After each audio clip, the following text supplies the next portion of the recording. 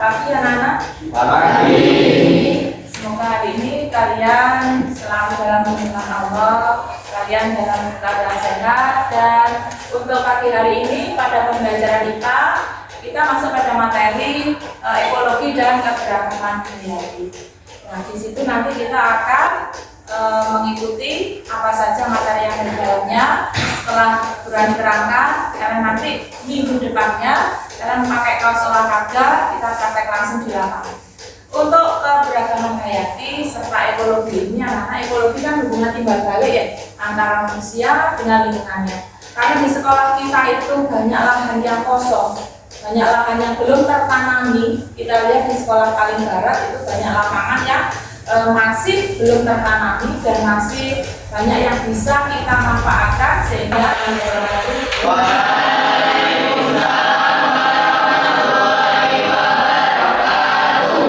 kasih anak-anak, hari ini kalian bisa kembali bertemu dengan saya pada mata pelajaran IPA.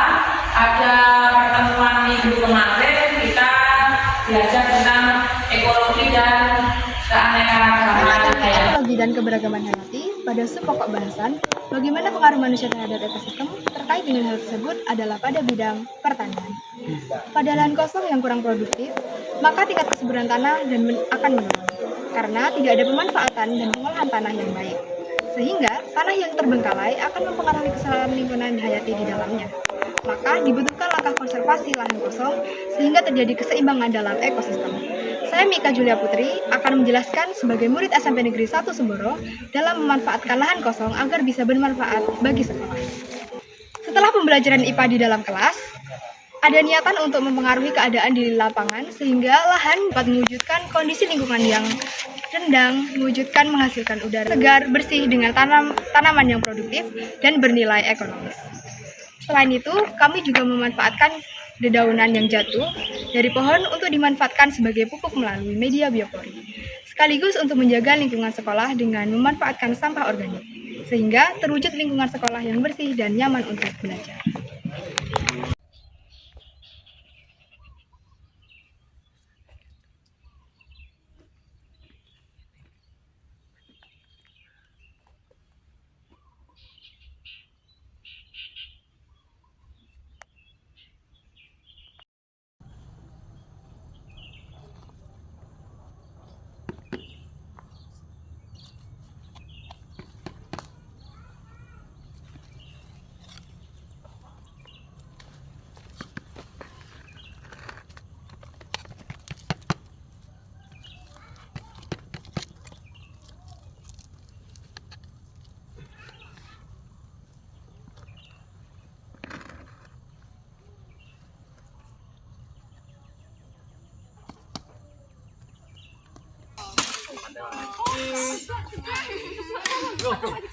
Beling.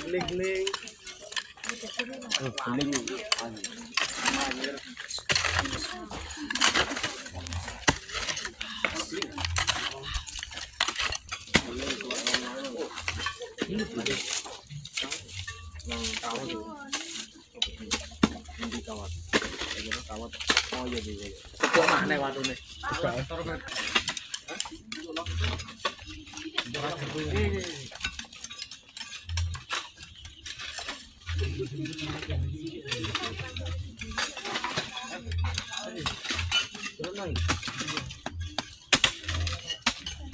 Ini kompos hasil pembuatan dari yang kita buat di biopori kemarin ya. Ini Bu ya. Nah, ya, jadi setelah itu masukkan tanamannya dengan potnya, tidak apa-apa karena nanti akarnya juga bisa langsung tembus.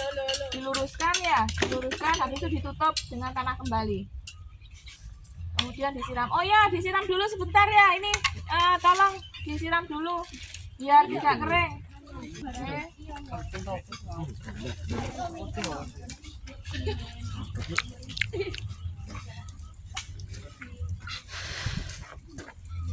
Oke, sudah. Oke.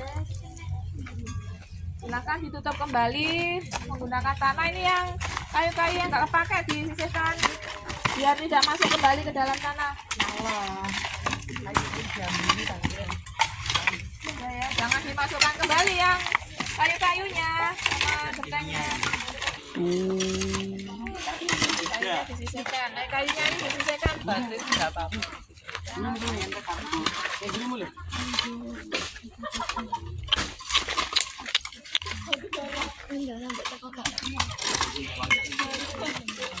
Ya lingkaran tahu nggak sih, biar ada kayak pembatas gitu, ditata batu ya, kayak ini kayak lingkaran gitu, biar ada pembatasnya. Ini anak putri-putri ini, batu-batunya yang besar bisa digunakan untuk pembatas. Ini pinggir-pinggirnya ketepek. Pembatas kayu, iya bisa digunakan untuk pembatas.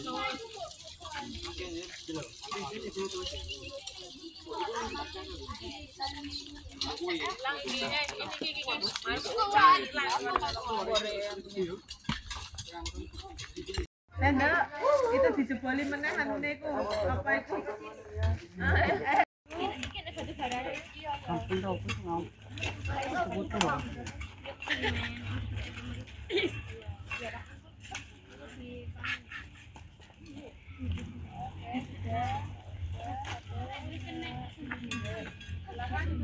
Kompos yang sudah diambil dari lubang biopori dapat dimanfaatkan bagi pemupukan tanaman. Iya, kompos yang sudah jadi dari lubang biopori.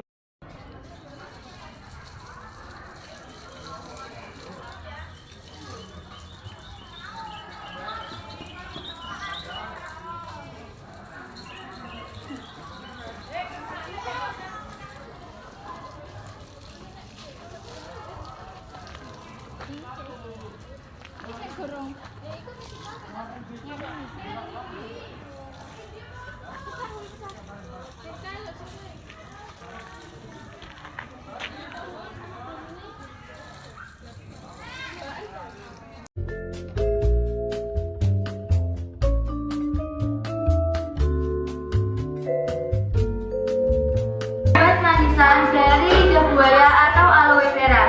Dan bahannya yaitu 1 kilo lidah buaya, 600 gram gula pasir, setengah whip atau baking soda, 2 sendok makan kapur sirih, daun pandan secukupnya, dan garam.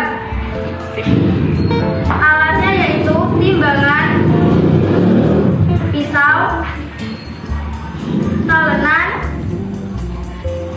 ember, dan sekarang kita mulai cara membuatnya. Kupas samping lidah buaya untuk dibuang durinya, setelah itu dipotong-potong.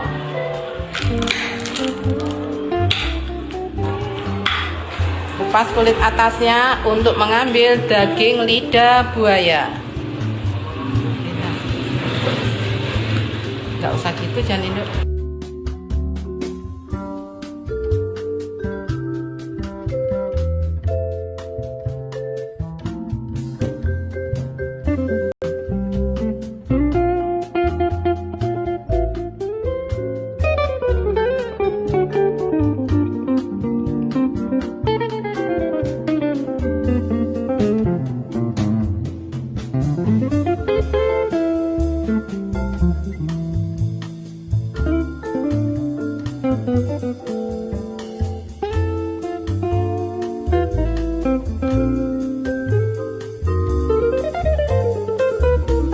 Kemudian cuci di air yang mengalir hingga bersih.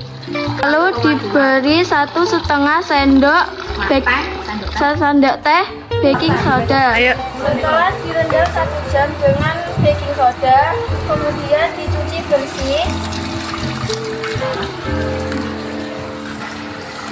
Setelah dibilas, masukkan ke dalam wadah. Kemudian direndam dengan air kapur sirih selama 1 jam.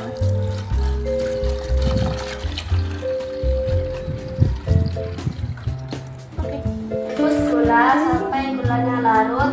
Kemudian masukkan daging lidah buaya